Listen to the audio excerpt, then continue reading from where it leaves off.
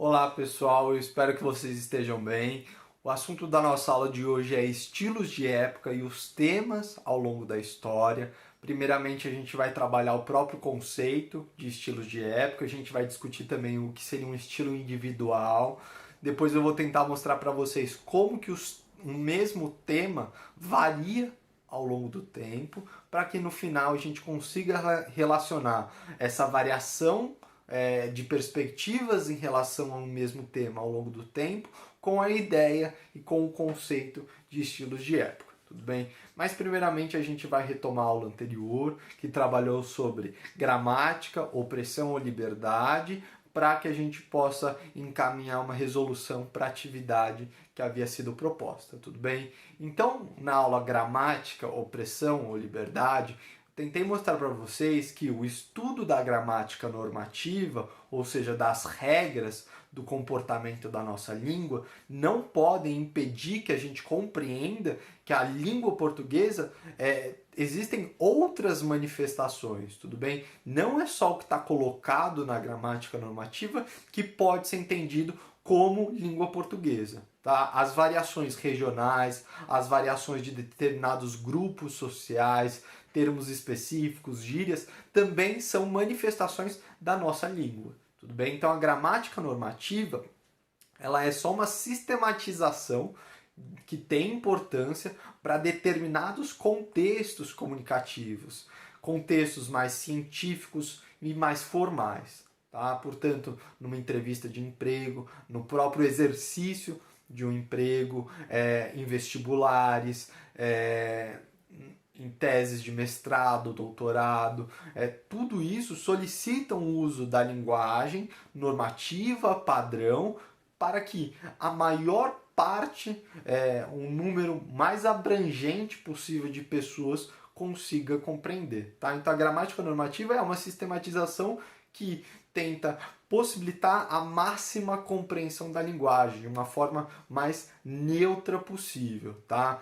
Então a gente não pode encarar que a gramática é a única linguagem possível, tá? Mas a gente também não pode ter um descaso com ela, porque ela é necessária para determinados contextos que são bastante importantes, tudo bem? Então, no exercício que havia sido proposto, eu coloquei o Pronominais, um poema do Oswald de Andrade, que questionava exatamente isso, né? Dê-me um cigarro, diz a gramática, né? A gramática fala dê-me, mas no dia a dia, como que as pessoas falam? Me dá um cigarro, que é exatamente como o poema termina. E ele fala assim, deixa disso, camarada, me dá um cigarro. O comportamento padrão esperado pela gramática normativa na época do Oswald era o dê-me um cigarro. Mas desde lá, ele que é um escritor do século XX, já colocava, ó, a gente não fala assim, a gente não fala de acordo com a gramática, a gente fala, me dá um cigarro. Ou seja, o Oswald está reivindicando exatamente o que a gente estava discutindo, né? A gramática existe, as pessoas estudam a gramática, mas as pessoas não falam sempre de acordo com a gramática. Então, vocês precisavam promover uma relação entre o poema e a posição que a gramática normativa ocupa, né, na nossa sociedade. E exatamente isso. O poema reivindica que a gramática, por mais que ela tenha uma importância, no nosso dia a dia, no contato mais informal, ela não aparece. Outras formulações, outros comportamentos linguísticos vão acontecer. A partir disso, discuta sobre os contextos comunicativos. É claro que quando ele fala me dá um cigarro de uma forma mais informal, ele está num contexto que permite isso. Tá? E além disso, vocês precisavam comentar sobre o efeito nocivo, né, dessa perspectiva estritamente normativa, que é exatamente qual o perigo, qual o efeito nocivo, o preconceito linguístico. Por mais que a gente estude a gramática normativa, a gente não pode encarar e julgar o comportamento linguístico que é diferente da gramática normativa. Tudo bem? A gente precisa entender que existem contextos comunicativos que permitem que a pessoa se comunique como ela melhor se sentir à vontade. Tudo bem? Então, é um poema que permite essa reflexão, tudo bem? Que permite essa reflexão e exatamente reivindica, né, esse comportamento e essa relação um pouco mais livre com a gramática. Então, a aula chama Gramática, Opressão e Liberdade porque o estudo da gramática deveria possibilitar que os alunos ficassem mais livres, não mais presos, mais oprimidos pelo próprio estudo. Por quê? Com o estudo da gramática, o aluno tem mais ferramentas para usar a própria língua e assim ele consegue manipular isso para alcançar uma melhor expressão e alcançar o objetivo da própria enunciação que ele quis. Tudo bem? A partir disso, vamos entrar no tema principal da nossa aula, estilos de época e e estilo individual. O que a gente precisa entender? Estilos de época. Num determinado período histórico, pelos acontecimentos, pelo contexto em que as pessoas estão inseridas, a literatura, a pintura, o cinema, geralmente vai ter uma série de características, de traços incomuns. Ou seja, vários autores vão apresentar semelhanças. Por quê? Eles estão sendo influenciados, estão sendo afetados pelo contexto em que eles estão inseridos. O que a gente precisa entender por contexto? Fatores históricos, sociais, políticos, econômicos, tudo isso afeta o indivíduo. Quando a gente pensa no século XX, 2 guerras mundiais, então eram escritores que buscavam uma forma que representasse exatamente esse caos, essa negatividade do mundo. Quando a gente pensa no século XIX, no início do século XIX, com o estilo de época que a gente vai chamar depois de romantismo, eram autores que estavam preocupados com a ideia da identidade, com o nacionalismo. Portanto, o estilo de época a gente precisa entender como uma série de características, de traços que vários autores, tudo bem, vão ter em comum. Tá? Por quê? Porque eles estão sendo influenciados e afetados por um contexto social. Tá? A partir disso, todos os autores acabam recebendo como legado, né, necessariamente um estilo de época. Claro que a gente vai ter autores que vão tentar fugir do estilo da sua própria época e, portanto, a gente pode pensar no estilo individual.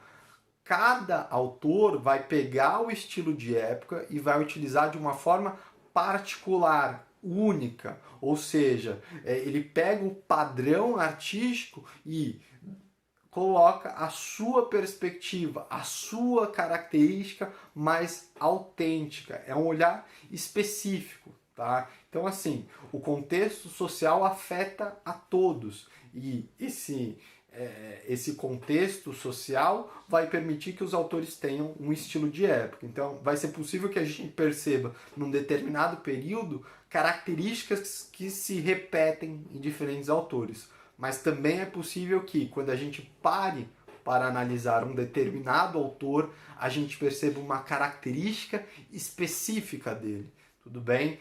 Então, para a gente perceber um pouco disso, vamos olhar para o quadro A Liberdade Guiando o Povo. Tá? É um quadro do Delacroix que está representando a Revolução Francesa. Tá? Então é um quadro que coloca um cenário de guerra, né, de confronto armado. A gente tem pessoas armadas com pistolas, com rifles. Existem pessoas mortas no chão e tudo isso com um intuito heróico, a bandeira da França erguida, uma mulher que representa a liberdade, né? Por isso que é a liberdade guiando o povo, porque essa era a reivindicação principal da Revolução Francesa, a liberdade para o povo. Tá? Então o que eu quero que vocês percebam? É uma representação de um confronto armado, violento, existem pessoas mortas, mas que tem uma áurea, tem uma caracterização positiva, heróica. Só que hoje em dia, quando a gente pensa na guerra, a gente vai assumir uma outra perspectiva. Então a gente vai precisar olhar para o Delacroix e pensar, ele estava em um contexto em que esse confronto armado deveria ser encarado de forma positiva, porque era importante para o povo francês a Revolução Francesa. Então essa manifestação armada de revolta com o uso da violência tem uma característica positiva. Tá? Então a gente precisa perceber que naquele momento a representação da violência não tem um contorno trágico, que aí vai ser diferente no próximo quadro, Guernica, do Pablo Picasso. Guernica, uma cidade que foi bombardeada, né? Vocês podem pesquisar, vocês vão ver. É um cenário que ficou em ruínas. Era uma cidade que tinha uma população civil, portanto não tinha nenhum exército ali e foi atacado assim mesmo. E aí o Picasso já vai apresentar muitas diferenças em comparação com o quadro que a gente acabou de ver. Enquanto o Delacroix colocava uma visão heróica, ele também tinha uma representação realista. A gente sabia o que a gente estava olhando. Ali era uma mulher, tinha um garoto, tinham homens, corpos, a gente conseguia reconhecer aquilo claramente, porque ele tinha um intuito realista de mostrar figuras que a gente encontra no nosso dia a dia. O Pablo Picasso, quando ele vai representar Guernica, depois desse acontecimento trágico de bombardeio, ele não tem o intuito de fazer uma representação realista. Ele abre mão disso, ele é um escritor que a gente chama de cubista, né? Ele é um pintor, desculpa, que a gente chama de cubista, que vai buscar deformar as próprias formas, tentando tirar com isso o máximo de representatividade. Ele está tentando colocar dramaticidade, tragicidade no acontecimento. Percebam que é um quadro confuso, com muitas informações, com indivíduos desesperados, tudo bem?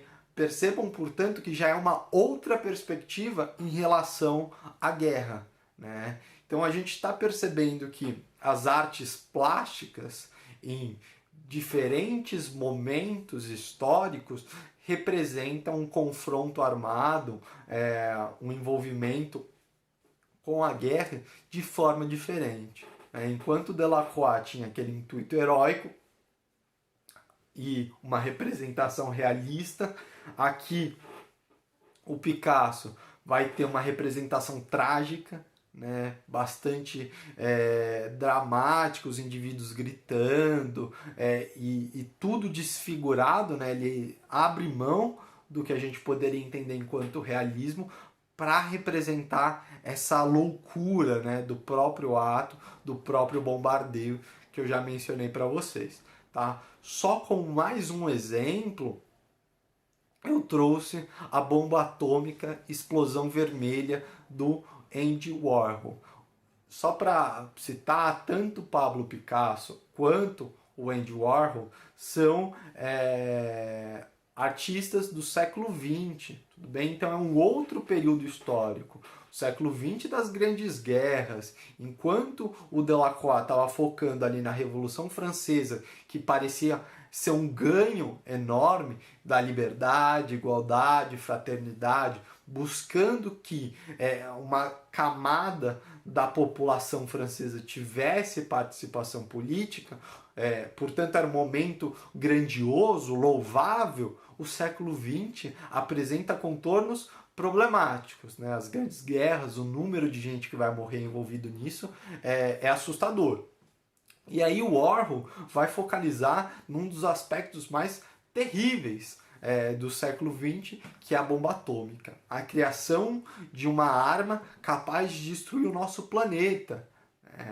E aí ele pega uma foto, vai serializar, vai ter várias repetições da mesma foto, só que ele vai alterando a mesma foto. Então esse não é uma pintura, né? É uma montagem que sofre edições. E nessa edição, o que vai acontecendo? Se você ler da esquerda para a direita, de cima para baixo, a imagem vai escurecendo.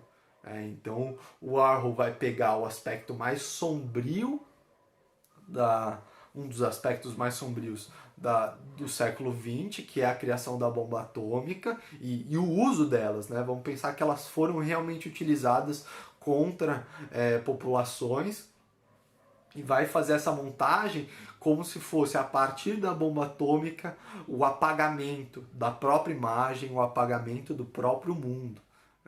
Ele ainda coloca esse tom de vermelho, que pode nos remeter à ideia do sangue. Portanto, é um artista que, mais uma vez, da mesma forma que o Picasso, ele está vendo o contorno trágico da guerra. Então, assim, gente, a gente precisa perceber que, por mais que um tema ele possa ser utilizado em toda a história da arte, cada momento vai assumir uma perspectiva diferente. Então, aquilo que a gente estava falando de estilo de época tem um pouco a ver com isso. O contexto social vai fazer com que as pessoas encarem determinado fato, determinada característica de uma sociedade de uma forma diferente. Tá? Para encerrar essa análise que a gente está fazendo em relação à guerra, coloquei um poema do Murilo Mendes, que é um poeta brasileiro do século XX também, e o título do próprio livro nos dá uma orientação temporal, 1941. Se ele está no século XX, muito provavelmente ele vai estar percebendo o contorno dramático da guerra, o contorno problemático da guerra, tudo bem? Então, Adeus Ilustre Europa. O Murilo Mendes, ele é um autor que ficou muito tempo na Europa, ele dava aulas por lá, então ele era um cara que teve essa vivência, tudo bem? Adeus Ilustre Europa. Somos agora homens subterrâneos, andamos de muletas. Então, um apagamento da própria Europa, os indivíduos são agora homens subterrâneos, né? Parece que tem que se esconder, andamos de muletas, não é mais possível andar normalmente. Somos o pó do pó, fantasmas gerados pelos nossos próprios filhos. Nunca mais voltará a fé aos nossos corações. Adeus, ilustre Europa. Eu peguei poucos versos do poema, mas que deixam muito claro essa perspectiva conturbada em relação à guerra. Adeus, ilustre Europa, somos o pó do pó. Então, o Murilo Mendes, da mesma forma que o Andy Warhol, o Pablo Picasso, está percebendo esse drama, né? Somos o pó do pó, somos fantasmas gerados pelos nossos próprios filhos. Ou seja, são indivíduos que não podem fazer mais nada, que já estão apagados da própria história. Então, gente, quando a gente pensar em estilo de época, a gente vai precisar perceber como que o contexto político, social, econômico estava estruturado, como que os artistas responderam a isso, como eles se relacionaram a isso. Tá? A literatura, a gente vai poder estudar várias origens, mas quando a gente pensa na literatura em língua portuguesa, a gente vai ter uma origem lá na Idade Média, com o que a gente vai chamar de trovadorismo. Então, para estudar o trovadorismo, a gente teria que pegar o contexto histórico, político e social daquele período. A partir daí, perceber o que foi escrito naquele período, por que eles escreviam dessa forma e por que eles escreviam sobre isso. Então, estilos de época é pegar um contexto, perceber como que a arte se relaciona e responde a esse contexto. Tudo bem? Então, como atividade dessa aula, peguei 2 poemas, tudo bem? Um do século XX, um do século XXI. O do século XX é um poema do Carlos Drummond de Andrade. O poema do século XXI é do Gonçalo M. Tavares, que é um escritor português. Tá? O Drummond ele é brasileiro. E é o que está sendo solicitado. De que forma é possível aproximar os seguintes trechos dos 2 autores?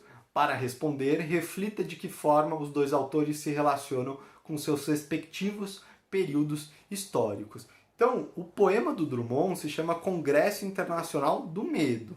Tá? Então já percebam que é um contexto bastante problemático e assustador. O poema do Gonçalo M. Tavares não tem título. Tá? que a gente precisa perceber? Só vamos pegar alguns trechos dos poemas. Olha o poema do Drummond. Provisoriamente não cantaremos o amor, que se refugiou mais abaixo dos subterrâneos. Então o amor sumiu desse mundo que ele está visualizando. Cantaremos o medo, que esteriliza os abraços. Então é um eu lírico que está afetado pelo medo e só consegue falar sobre ele. Então percebam de que forma que a gente pode relacionar mais uma vez o século XX, todo esse contexto problemático, com a ideia do medo. Né? O Drummond ele deixa isso muito claro, né? A morte está aí. Grandes acontecimentos podem acontecer a qualquer momento, então o eu lírico dele está sempre com medo, né? Está fragilizado, o amor sumiu, a capacidade de empatia parece não existir. Tudo bem? Então, de que forma a gente pode relacionar essa ideia com um trechinho do Gonçalo M. Tavares? Olha, acabou o jardim, pela terra por cima das sementes entra o exército da força, dançar para conquistar o alimento, outros tempos. Ou seja, acabou o jardim, pela terra por cima da semente, entra o exército, então também um contexto militar e o uso da força, dançar para conquistar o alimento, outros tempos. A dança é arte. Então, a arte nesse mundo que está sendo apresentado no poema do Gonçalo M. Tavares não serve mais para nada. Só em outros tempos a arte fornecia alimento. Como que se consegue alimento agora? Pelo uso da força. Então, de que forma, na resposta de vocês vão ter que mobilizar de que forma o Drummond se relaciona com o seu período histórico, né? O que ele observa de problemático ou de qualidade e o que o Gonçalo M. Tavares, o eu lírico dele, consegue perceber da realidade do século XXI. Né? Então são autores que estão separados aí quase por um século, mas que têm perspectivas que podem ser aproximadas. Tá? Então, se vocês conseguirem perceber semelhanças entre os dois autores, pode colocar na resposta. Então, é uma reflexão. O que está colocado? Quais são os problemas ou quais são as qualidades que estão sendo postas? Tudo bem?